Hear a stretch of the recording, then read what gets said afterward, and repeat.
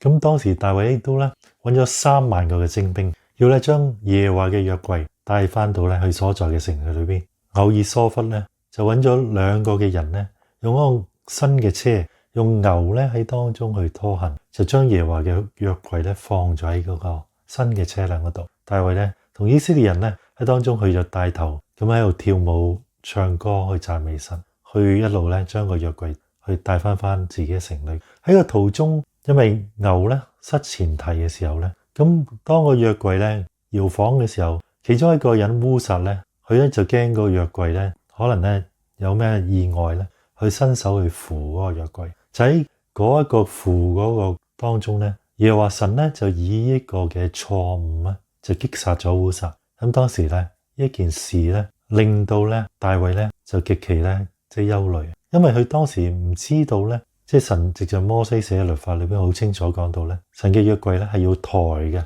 仲要係特別嘅人去抬，唔可以隨便揾人去抬，係有利未支派嘅人去抬，同埋祭司，佢哋先至咧有資格去抬呢個約櫃嘅。但係咧呢一件嘅事件造成烏撒嘅死亡咧，卻令佢咧當中猶豫咗，所以咧佢就話耶和華嘅約櫃豈能咧去抬到我嘅所在地咧？佢要搞清楚嗰件事先，所以咧將嗰個約櫃咧轉到去咧加特人一個俄別以東嘅屋企。當約櫃喺個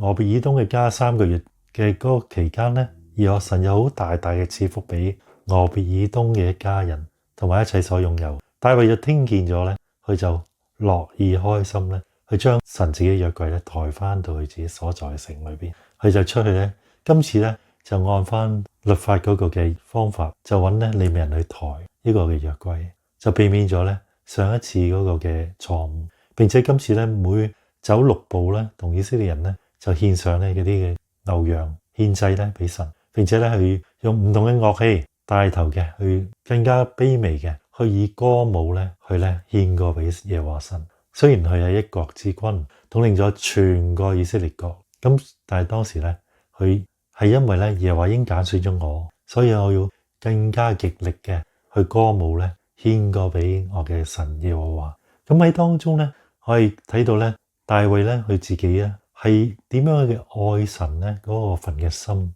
見到大衛咧亦都係一個咧好快敏銳咧耶和華嘅心。當烏撒嘅呢件事情咧知道錯誤之後咧，好快咧去到3個月後咧糾正咗個錯誤，按翻呢個律法咧揾利未人咧去抬